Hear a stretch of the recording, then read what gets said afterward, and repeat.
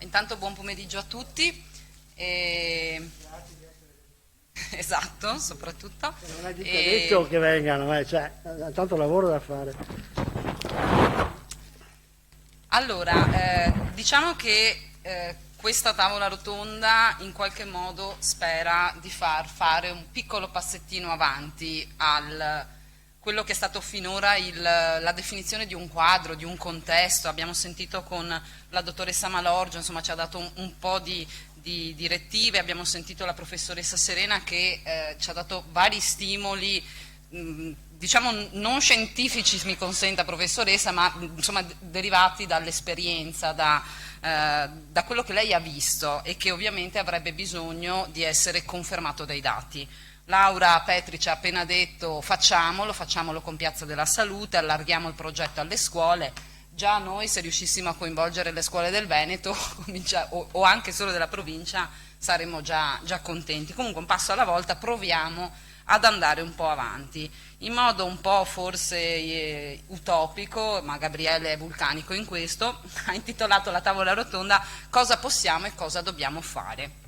Quindi a noi il compito di dare qualche direttiva sul futuro. Io comincerei intanto con la dottoressa Baioni, in realtà con le due neuropsichiatre, ma prima partiamo dalla dottoressa Baioni, ULS 4 Veneto Orientale, per capire se abbiamo tracce di questo fenomeno sul nostro territorio, cioè voi avete già intercettato dei casi, in caso ci siano stati questi casi, chi si è rivolto a voi, i ragazzi, i genitori? Delineiamo un po' cosa sta succedendo qui nel Veneto e nel suo caso nel Veneto orientale.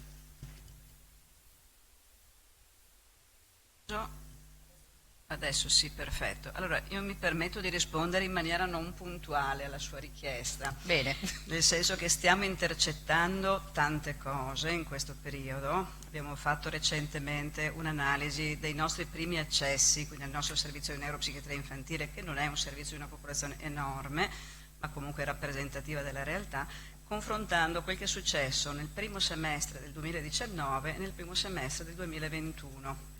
I primi accessi sono aumentati orientativamente del 48%, quindi è un dato direi importante.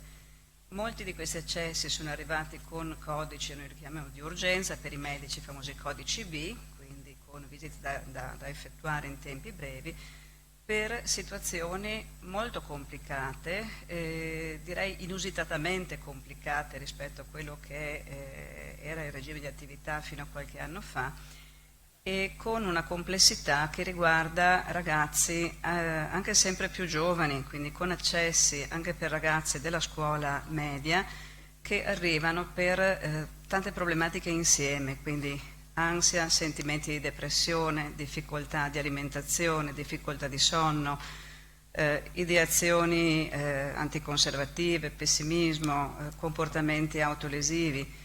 E quindi pongono ai servizi sicuramente un quesito importante, no? Da dove vengono, no? Da cosa è sostenuto questo fenomeno. E sicuramente non è tutto un fenomeno che nasce dal Covid, nel senso che il Covid è entrato a gamba tesa sicuramente in una situazione che, come già detto, insomma, in partenza inizia diversi anni fa, in una serie di cambiamenti che sono sicuramente sociali, che potrebbero, su cui anche i sociologi potrebbero dirci tante cose, che riguarda il mutamento proprio del mondo in cui viviamo, rispetto a cui dobbiamo tenere il passo. Ecco, arrivo poi alla risposta più puntuale, nel senso che noi in questo momento vediamo chiaramente le difficoltà del sonno come parte di quadri complessi. Non ci sono richieste delle famiglie direttamente per questa ragione, ci sono molte richieste rispetto al come governare l'utilizzo dei device nella vita quotidiana, questo certamente, e qui credo che l'invito forte che arriva, e qui forse faccio un salto anche in avanti rispetto al tema, no, della tavola rotonda, e che dobbiamo davvero partire presto per andare da qualche parte, quindi partire presto nel senso di giovani genitori, bambini piccoli, perché se no il cambiamento non riusciamo a ottenerlo. Ok, allora un po' la stessa domanda anche alla dottoressa Cappellari per il territorio dell'ULSS 3 Serenissima, con forse anche un aggancio a quello che diceva anche adesso la dottoressa Baioni. Negli ultimi tempi cominciano ad uscire anche una serie di articoli che parlano di questo disagio che non è solo legato al vamping, ma è un disagio forse anche un po' più profondo legato alla DAD e al fatto che i ragazzi sono stati reclusi, oltre al fatto anche che forse sono stati, anzi senza il forse, sono stati assolutamente dimenticati durante la pandemia e durante il lockdown. È un po' anche da questo con Gabriele che siamo partiti quando abbiamo cominciato a pensare a questo convegno. Quindi ecco, chiederei anche alla dottoressa Cappellari se invece nel territorio, diciamo, terraferma Venezia-Chioggia si ha già a che fare con questo fenomeno del vamping. Sì, faccio un po' un distinguo rispetto alla dottoressa Baioni. Io mi occupo, sono proprio la responsabile del polo adolescenti. Allora, l'ULSS 3 è un'unità complessa e la dottoressa Mambelli, che è il direttore, ha voluto fare in qualche modo un servizio dedicato al polo, alla fase adolescenziale, quindi nella fascia 12-18 per la parte medica e preventiva poi dai 18 ai 21. Noi abbiamo 2 equip dedicate, una a Mestre e una a Venezia. La stessa cosa anche per i distretti 3 e 4 con i colleghi di Milano e Dolo, e quindi noi andiamo a rappresentare tutti e 4 i distretti. Per quanto riguarda la specificità del vamping, direi di sì, nel senso che noi lavoriamo in un'equipe multiprofessionale, per cui anche qua vado a ribadire in maniera molto importante che prima si diceva che la curiosità è clinica. Io aggiungo la curiosità è clinica non solo medica ma anche psicologica, ma anche sociale e anche da parte di altre figure che lavorano con me giorno per giorno, che sono educatori professionali, assistenti sociali, psicologi, psicoterapeuti di vari anche indirizzi. Abbiamo ascoltato benissimo l'intervento e citato anche la terapia sistemico-familiare. Noi abbiamo tirocinanti e abbiamo psicologi di varie ideologie, di varie scuole di formazione. Io credo che la ricchezza sia proprio questa, andare a mettere insieme più ideologie ma anche più scuole di formazione e arrivare poi ad avere un linguaggio comune che deve essere semplice e deve essere anche tradotto in un linguaggio comunicativo degli adolescenti. Il linguaggio comunicativo degli adolescenti è un linguaggio virtuale, punto. Cioè noi andiamo a colloquiare con i nostri adolescenti via WhatsApp. Noi abbiamo tutti un cellulare di servizio, per cui tante volte del nostro lavoro lo facciamo anche attraverso i device. Questo è molto importante perché quando ci avviciniamo a questo linguaggio, e spesso credo che anche le famiglie dovrebbero, come dire, andare oltre a quello che è la modalità vecchia di fare una parte di educazione e dire proprio ai loro figli: spiegami come tu stai e come tu riesci a utilizzare questo telefono, questo PC. Io direttamente abbiamo un sacco di segnalazioni da parte anche degli educatori, che ci sono giornalmente genitori che non riescono ad accedere al registro elettronico, per esempio, e non vedono il registro elettronico dei loro figli, che è fonte di tantissime informazioni di quello che succede a scuola. Se un genitore non accede, non guarda il registro elettronico, non sa che cosa è successo. E rispetto al vamping, sì, noi abbiamo varie segnalazioni anche da parte dei genitori che non dicono direttamente sono preoccupato perché mio figlio è caduto nel vamping, ma dicono altre cose. Sono preoccupato perché mio figlio sta 24 ore su 24 sul cellulare, sono preoccupato perché mio figlio di giorno è stanco, siamo preoccupati perché mio figlio mangia poco, ha scarso appetito, e in quest'epoca in cui c'è una pandemia tutti i processi di controllo che passano attraverso il sonno, il cibo, l'igiene personale, le autonomie sono molto molto deficitari in questo momento. E in questo momento coinvolgerei anche il dottor Saccon. Vuole dare la precedenza alla dottoressa Fagian? Certamente. Allora, passiamo alla dottoressa Fagian, che è una psicologa del SERD dell'ULSS 3 Serenissima, e vorrei chiedere vorrei chiedere alla dottoressa se allora, i SERD si occupano di dipendenze.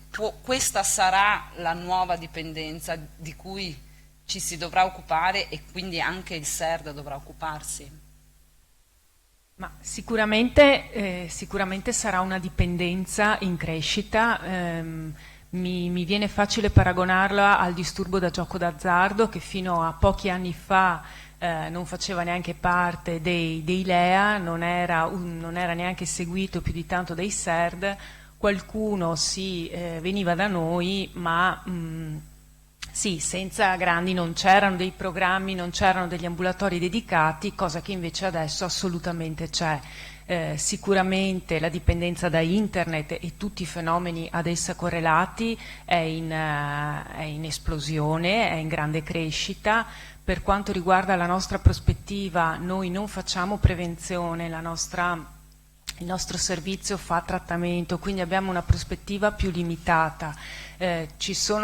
Paghiamo ancora, secondo me, un po' il pregiudizio di considerare i servizi per le dipendenze come servizi per tossicodipendenti, alcolisti, e quindi ci stiamo un po', come dire, cercando di adattare, creando degli spazi dedicati, degli orari diversi, in modo che le persone, i ragazzi, perché arrivano ragazzi anche molto giovani, anche di 13-14 anni, con problema per esempio di dipendenza da videogiochi, che abbiano uno spazio insomma più protetto, che non prendano paura, però sicuramente penso che sarà una dipendenza in crescita. Non credo che sostituirà le altre, ma sicuramente richiederà spazi e strumenti soprattutto specifici, perché sicuramente sia nella valutazione, sia nel trattamento, nella presa in carico, un po' per l'età, un po' per le caratteristiche, sta richiedendo proprio dei cambiamenti strutturali ai nostri servizi. Dottor Saccon, in ULSS 4 Veneto Orientale com'è la situazione? Sono già arrivati i servizi per le dipendenze, ragazzi che possono soffrire, magari non ancora dipendenti, ma insomma che si stanno incamminando in quella direzione? Allora, siccome sapevo che c'era la domanda, nei giorni scorsi ho fatto una ricognizione dottor con i miei, sì, mi sono preparato, ho fatto una ricognizione con i miei collaboratori. Allora, nel corso dell'anno scorso abbiamo visto qualche caso, ma si parla proprio di qualche caso, solamente nel contesto scolastico. Noi abbiamo una rete di spazi di consulenza psicologica molto ben radicata e diffusa nelle scuole, che condividiamo insomma anche con gli altri colleghi, come Elisabetta ben sa, che quest'anno è stata travolta dai bisogni imposti dalla pandemia, con una serie di richieste che non si erano mai viste negli anni precedenti. Su questo credo che però, ecco, si sono intersecati due fenomeni, però bisogna anche fare lo sforzo di tenerli un po' separati, perché si spera poi che la pandemia a un certo punto finisca, mentre il problema della rivoluzione digitale continuerà insomma, certo, ad andare avanti. Ecco. Anzi, forse insomma, è più l'attenzione da portare allo sviluppo. Abbiamo sentito prima tante relazioni hanno detto questa tecnologia sarà sempre più invasiva e quindi c'è un'educazione da fare anche a priori. Assolutamente. Ecco, quello che volevo dire è che le colleghe, perché per lo più sono psicologhe che lavorano alla scuola, che hanno visto questi casi, tendenzialmente li hanno interpretati come dei sintomi. Allora, credo che una cosa che noi dovremmo chiarirci è se si tratta di comportamenti a rischio, di sintomi o di disturbi che hanno una propria autonomia clinica. Io credo sicuramente, come avete detto prima, che sia molto diffuso il fenomeno tra i ragazzi. Il problema è qual è il livello a cui poi assurge alla, diciamo, dignità di un problema clinico che viene posto come bisogno. Da questo punto di vista, e mi riallaccio alla questione, diciamo, delle dipendenze comportamentali, insomma, le dipendenze patologiche da internet sono state, come sappiamo, assunte dalle nosografie internazionali, sarà nell'ICD-10, nel DSM-5 è nella parte, diciamo, delle diagnosi che meritano ancora attenzione, però insomma sono state inserite. Allora si tratta di capire ad esempio se il vamping può essere inteso come sintomo in alcuni casi di un internet addiction disorder, insomma, e potrebbe essere. Però secondo me anche qua va fatto un po' attenzione, perché le stesse IADS possono essere sì delle cose che hanno una propria autonomia, diciamo, nosografica, clinica, però soprattutto nell'adolescenza vanno, credo che su questo siamo d'accordo anche con Elisabetta, vanno sempre viste come possibile espressione sintomatica di qualcosa d'altro anche, no? Perché ecco, questa è una cosa alla quale bisogna fare attenzione per non essere, diciamo, riduttivi. Allora, io credo che bisogna porsi questa domanda. L'iperconnessione digitale ci porta a vedere delle forme di disturbi che sono, diciamo, un'espressione patoplastica della manifestazione contemporanea attuale di problemi psicopatologici che c'erano già prima e che oggi si esprimono così, o determinano anche qualcosa di nuovo. Forse c'è un po' e un po', bisognerebbe fare un convegno solo su questo. Ecco, una cosa io ci tengo a dire è questa: sicuramente la iperconnessione digitale ci sta modificando un po' dal punto di vista antropologico. Uno tra i vari aspetti che vorrei ricordare è la possibilità che ha l'iperconnessione digitale di limitare l'esperienza della separazione del limite, che è una cosa importante soprattutto nell'età dello sviluppo, perché l'esperienza della separazione è ciò che fa sì che l'apparato psichico sviluppi le rappresentazioni di ciò che è assente, e quindi io posso, come dire, mettermi dentro, no, la rappresentazione di chi non c'è, anche delle persone importanti anche nel momento in cui non ci sono. Se io limito questa esperienza, come dire, nel momento in cui spengo la connessione mi resta il vuoto, nel senso che non mi resta, diciamo, no, l'introiezione della persona. Allora, questa è una cosa secondo me importante, perché effettivamente c'è stata una trasformazione delle nostre coordinate spazio-temporali. Allora, cosa fare? È già stato detto da altri colleghi prima. Sicuramente la presenza di una funzione, di una competenza genitoriale sufficientemente, diciamo, no, buona, un po' di Winnicott viene sempre fuori da qualche parte, è fondamentale. Quello che possono fare i servizi, credo, è mettersi ancor più di quanto non fosse una volta nell'ordine di idee che questa competenza genitoriale va sostenuta soprattutto là dove ci sono delle difficoltà, e quindi vanno aiutate le famiglie, siano esse tradizionali, allargate, monoparentali, etero, homo, quello che sono, come si presentano, ma lì dove sono in difficoltà con questo lavoro vanno aiutate. Ecco, finisco solo dicendo che avrei una piccola annotazione critica su questa cosa bellissima che voi fate, che è la curva biomedica, perché mi sembra che un po' rifletta, come dire, uno stato della formazione medica che è molto bio, e quindi finisce che noi tutti colleghi tendiamo a considerare lo psichico come uno scarto, ma questo evento di oggi è la dimostrazione che non può essere così. Grazie. Io mi aggancio a quello che stava dicendo anche il dottor Saccon per chiedere alla dottoressa Baglioni. Abbiamo sentito sia la relazione del dottor Ballico, ma anche nel questionario presentato dalla professoressa, che in realtà queste famiglie, questi genitori, nella maggior parte dei casi non sono neanche consapevoli, no, di quello che succede ai loro figli, del fatto che di notte stiano davanti a un cellulare invece che dormire.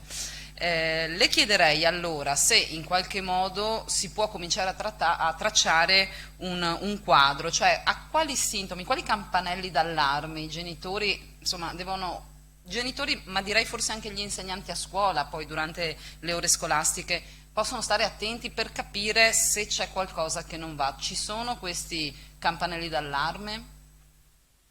Allora, anche qui partirei allargando e dicendo che il questionario della professoressa Serena contiene già tutte le risposte, anche rispetto alla diversificazione dei percorsi individuali che portano a mettere in atto un comportamento. Sono d'accordo con il dottor Sacon, che è sintomo, è espressione di un qualche cosa, a volte è sintomo, a volte è solo espressione del proprio percorso di crescita. Perché nel questionario viene fuori bene, no? Come alcuni ragazzi utilizzino questo spazio in maniera, diciamo, non smodata, ma davvero, come è stato detto prima, come uno spazio segreto, riservato, fuori dall'occhio dell'adulto e quindi pienamente adolescenziale, che in qualche maniera può essere contenuto e può essere, come dire, un'espressione anche di un tempo che riempie talmente il quotidiano che non lascia più quel tempo vuoto, forse, che noi ricordiamo, noi che siamo più vecchi, ricordiamo di aver avuto quando eravamo più giovani, che adesso forse non c'è più, no? La sovrastimolazione inizia da piccoli e continua sempre, no? Il multitasking, per carità, è una virtù, ma credo che sia anche un grosso problema. E ci sono poi ragazze che sicuramente rischiano di rimanere, è vero, intrappolato nella rete, no? E creare dei meccanismi di dipendenza, ma sono una piccola parte che non dobbiamo trascurare, ma c'è. E per altri ragazzi la rete è a volte un'opportunità per non restare davvero del tutto da soli. Penso quanto la rete sia a volte l'unica porta di accesso al mondo per ragazzi fortemente isolati, quindi la rete diventa in questo caso una risorsa, e poi sicuramente un fenomeno che intercetta, insomma, tutte quelle forme della fatica del crescere, della fatica, come dire, a trovare un proprio posto nel mondo e sentire che il mondo, come dire, ha posto per noi e che noi siamo adatti, come dire, a questo mondo, perché questa è la domanda che spesso i ragazzi si fanno e sono spesso questi sentimenti di insicurezza, come dire, che esprimono, perché sicuramente fragilità, insicurezza, poca certezza, cosa che dipende anche sicuramente dai modelli e dal contesto sociale. Insomma, questo è un dato, diciamo, che permea, credo, questo modo di vivere, no? E quindi la responsabilità degli adulti è grande, viene fuori benissimo nella risposta dei ragazzi, quando dice: ma forse lo sanno ma non chiedono. E non chiedere è veramente un deresponsabilizzarsi, perché se chiedo poi devo prendere in mano la risposta che mi viene data e devo fare qualche cosa, e quindi a volte non chiedere è davvero comodo, no? E perché se scoppia, ma nel frattempo, come dire, utilizzo questa politica. Quindi questa è la prima cosa. Quindi la responsabilità educativa esiste e va assunta pienamente dall'adulto.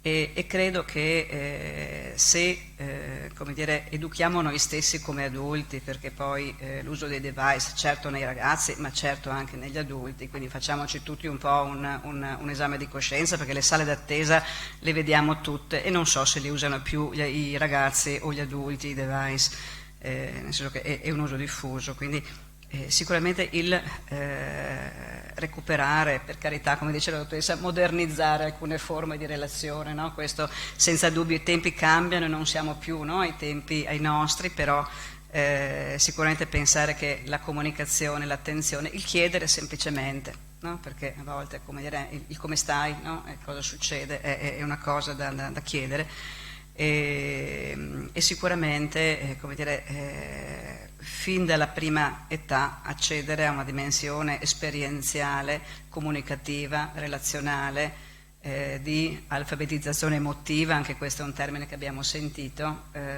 che sicuramente è una dimensione preventiva importante. Ecco, quindi sicuramente... Ecco, dottoressa, c'era una cosa che mi ha colpito quando preparavamo questa tavola rotonda, che lei ha detto: anche noi medici non chiediamo, è una cosa che non chiediamo al ragazzo quando vai a letto, a che ora, è una cosa che sottovalutiamo forse in qualche modo. Ecco, quindi oltre alla famiglia, oltre alla scuola, forse il consiglio da dare ai pediatri, ai medici di medicina generale potrebbe essere anche questo: fatela questa domanda. Guardi, questo non solo in questo ambito ma anche per altre cose. Quando sono state fatte le prime ricerche sui comportamenti autolesivi nei ragazzi, adolescenti e preadolescenti, i numeri che sono usciti su questionari anonimi sono stati sconvolgenti.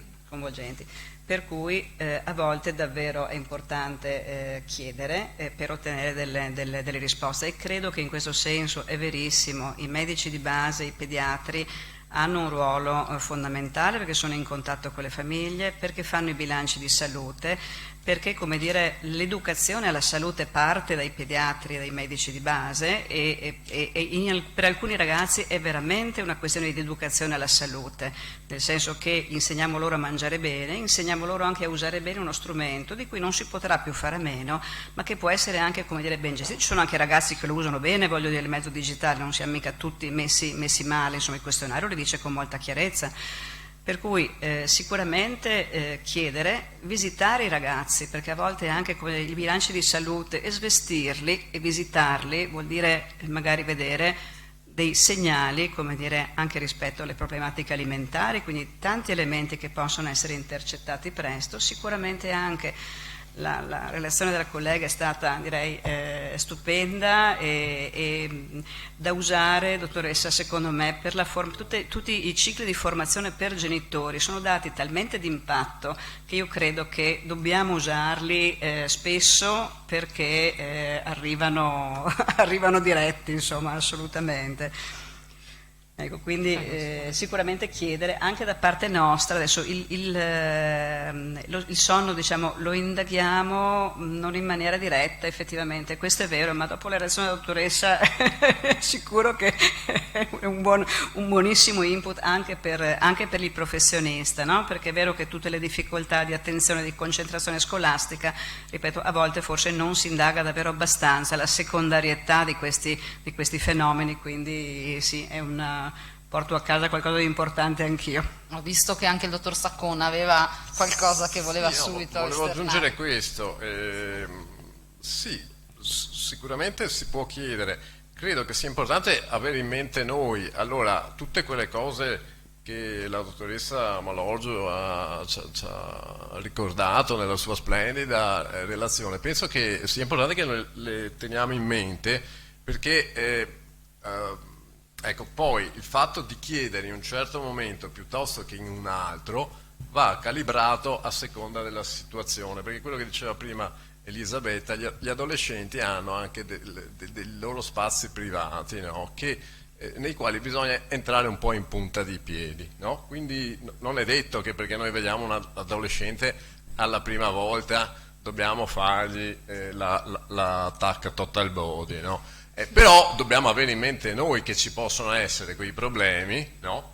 E calibrare l'intervento nel momento opportuno. Però se noi non ce l'abbiamo in mente è chiaro che non ci porremo mai il problema. Ecco, la dottoressa Cappellari invece, proseguendo un po' sul ragionamento che faceva anche la dottoressa Baglioni, chiederei se ci sono dei ragazzi un po' più a rischio di altri, cioè se in qualche modo ci sono dei fattori di rischio che si possono individuare, non so, dei ragazzini soli, ragazzini figli, genitori separati. È un po' un'indagine che c'era sul questionario, però abbiamo detto lì è una cosa empirica, da un punto di vista invece proprio clinico, insomma, ci possono essere dei fattori di rischio che portano i ragazzi a chiudersi di notte davanti a un device?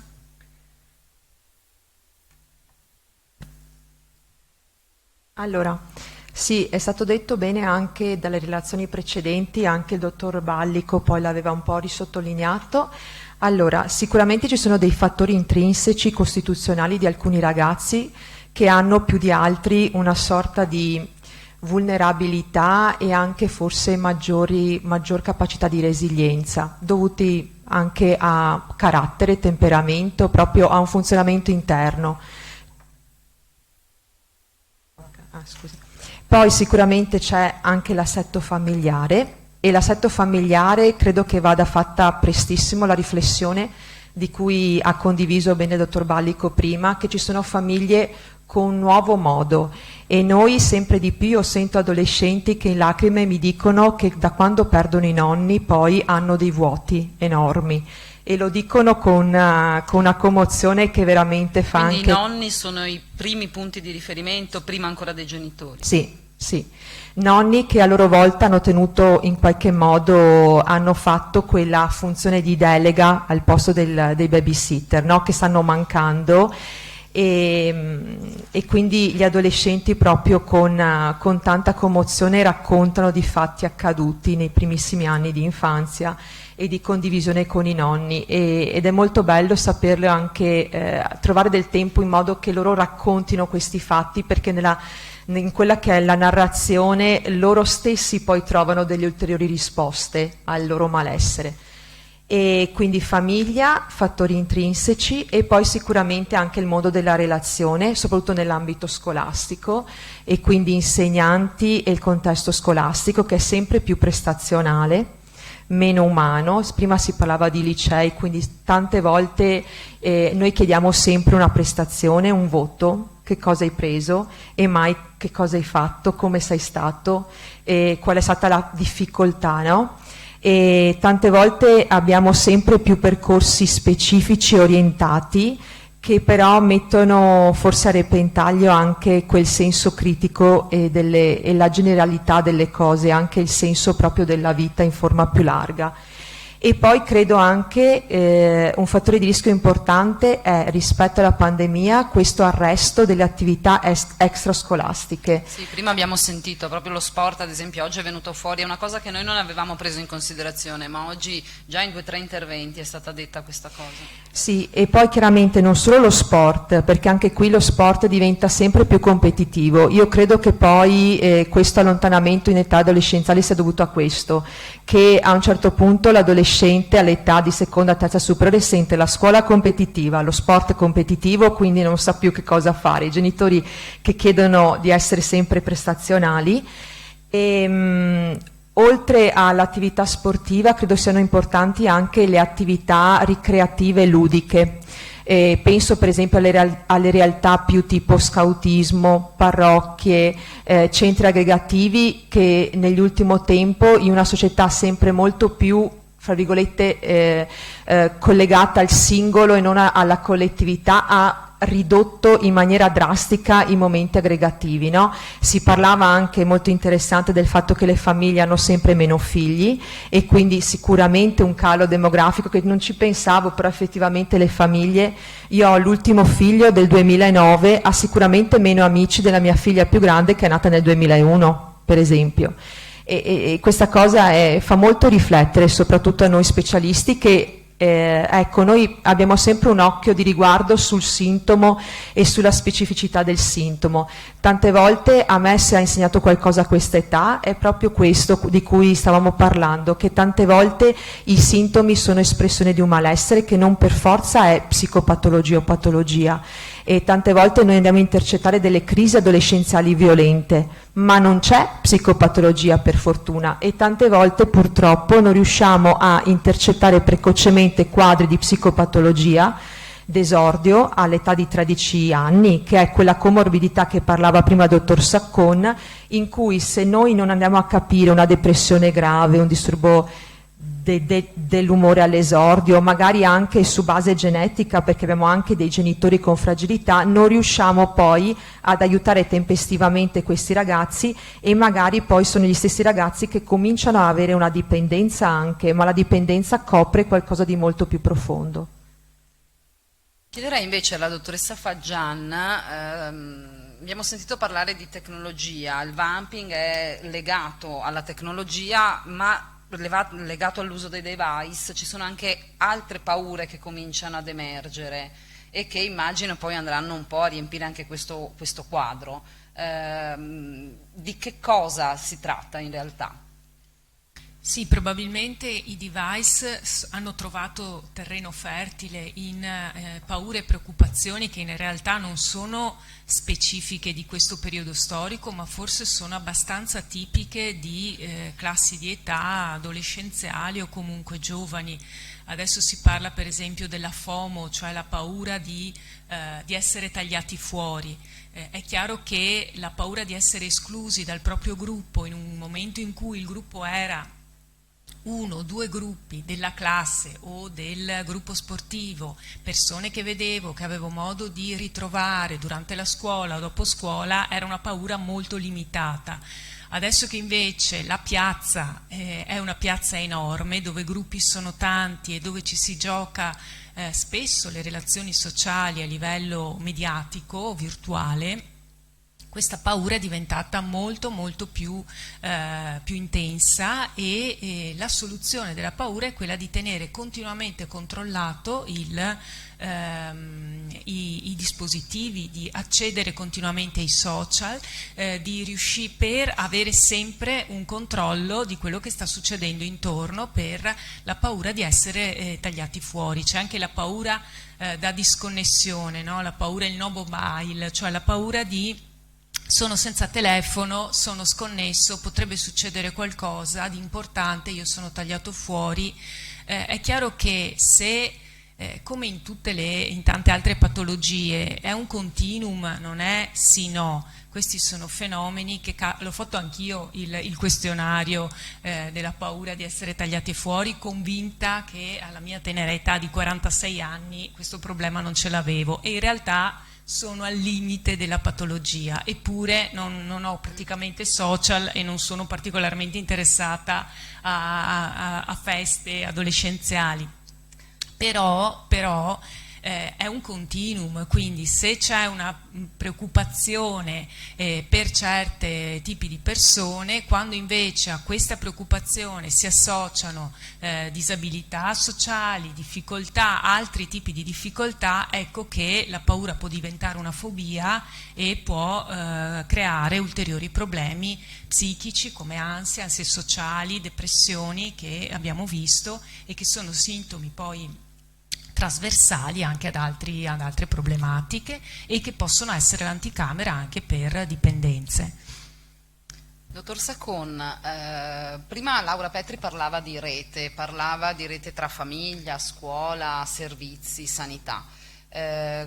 Come si può strutturare questa rete in questi ambiti e che ruolo può avere un SERD all'interno della prevenzione, insomma, anche per non arrivare poi ad avere vampiri su tutto il territorio? Io posso fare riferimento alla nostra esperienza, come accennavo prima. Fortunatamente siamo riusciti a sopravvivere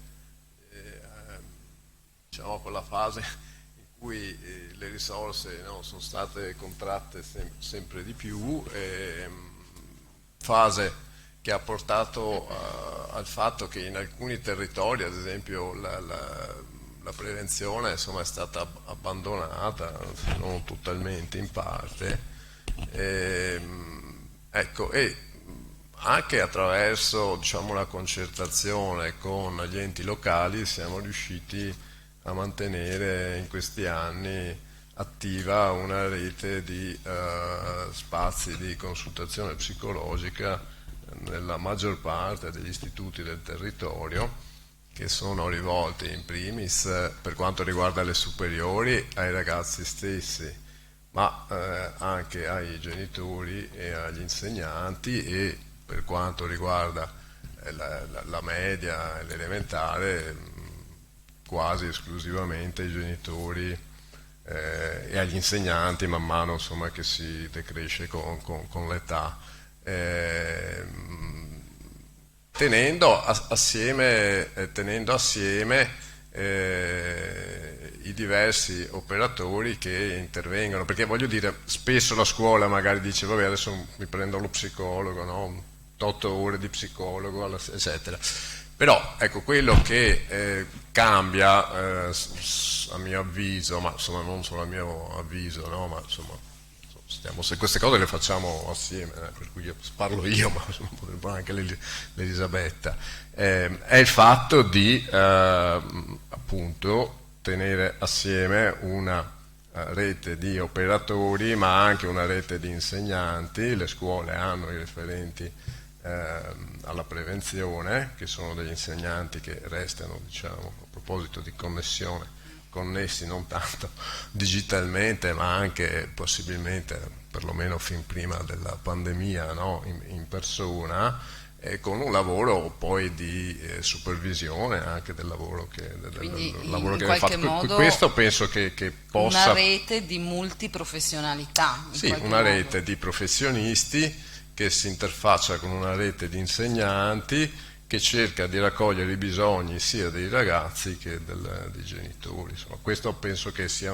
un dispositivo che, se si riesce a mantenere in un territorio, insomma, dà dei buoni frutti, e l'abbiamo visto proprio nella situazione, cioè, della pandemia. Perché faccio un esempio: noi ad esempio facciamo ogni anno un gruppo per la gestione dell'ansia scolastica. Mediamente c'è una richiesta di una ventina di studenti, insomma, no? Ecco, noi abbiamo una popolazione, come diceva Elisabetta, che non è grandissima, quest'anno abbiamo avuto 60 ragazzi che ci hanno chiesto, proprio in relazione alla situazione della pandemia. L'abbiamo gestito in buona parte online, perché non ci si poteva incontrare, ma insomma siamo riusciti a dare una continuità perché c'era un lavoro alle spalle, e devo dire che alla fine dell'anno, insomma, diversi insegnanti ci hanno anche ringraziato per essere stati presenti. Quindi questo penso possa essere una modalità.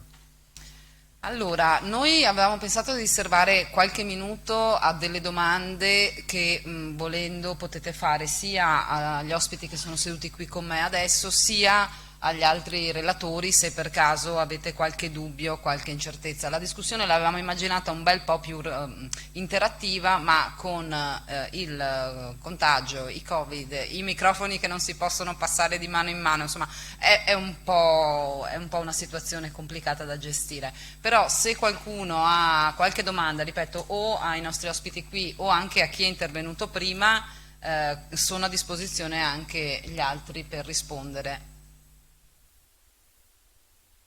Vedo una mano alzata lì, magari io poi ripeto la domanda, se no non si sente sulla diretta che stiamo facendo. Ah, anche.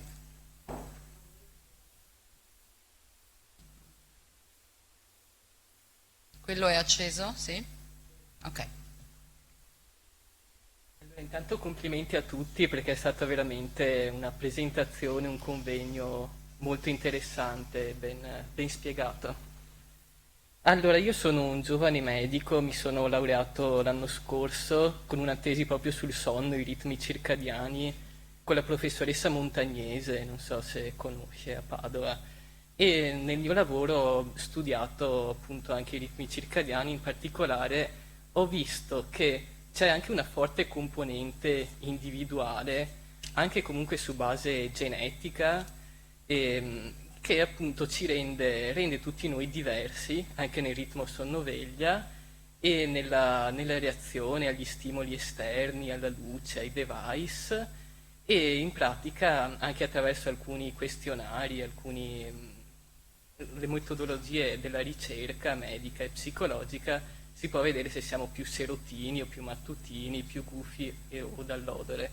Quindi volevo chiedere soprattutto alla dottoressa Malorgio se ci sono stati degli studi o comunque delle osservazioni sul fatto che magari i serotini o i mattutini hanno maggiore predisposizione ad avere questi fenomeni di vamping, come reagiscono, se c'è anche una predisposizione da questo punto di vista a soffrire di queste patologie del sonno e psicologiche. Sì, se vuole venire, dottoressa.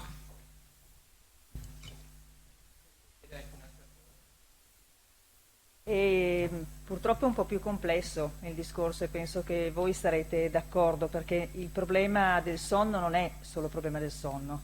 Noi abbiamo perso un po' l'abitudine di guardare, io parlo per i bambini ma penso che valga per adulti, a 360 gradi, cioè l'esperto del sonno guarda il sonno, l'esperto del diabete guarda il diabete. No, dobbiamo guardare il bambino a 360 gradi, cioè dobbiamo guardarlo tutto, quindi quando io guardo il sonno, quando io faccio l'anamnesi del sonno, lo faccio di tutta la giornata, perché io devo capire quali sono le interazioni che ci sono nella vita di quel bambino, con la famiglia, con gli amici, con il pasto, eccetera. Quindi in realtà sì, c'è una predisposizione genetica, ma poi gli stimoli ambientali che arrivano su quell'individuo lì, sono talmente importanti che tu non puoi ragionare né su grosso gruppo, ma neanche sulla genetica della famiglia.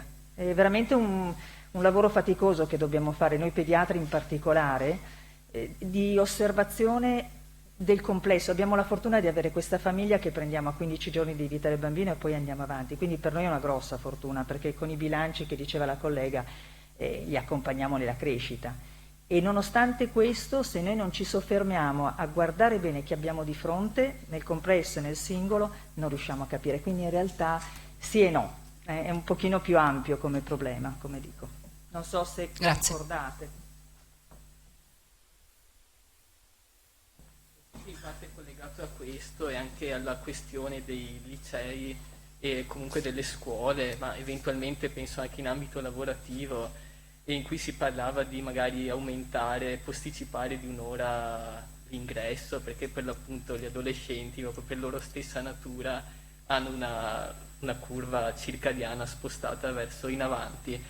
E sempre a riguardo della variabilità individuale volevo chiedere se sento da qualche anno la possibilità di magari iniziare a fare orari scolastici, anche lavorativi, personalizzati, cioè cercando di assecondare anche la produttività, la salute dei mattutini e dei serotini. Se questa cosa avrebbe senso. Penso che anche i medici sarebbero d'accordo. Sì, no, volevo dire, va bene gli adolescenti, ma non solo, nel senso che io faccio un po' di outing e sono un gufo frustrato perché sono costretto ad alzarmi alle 6:30 della mattina, ma è una vita che soffro e non ne vado fuori.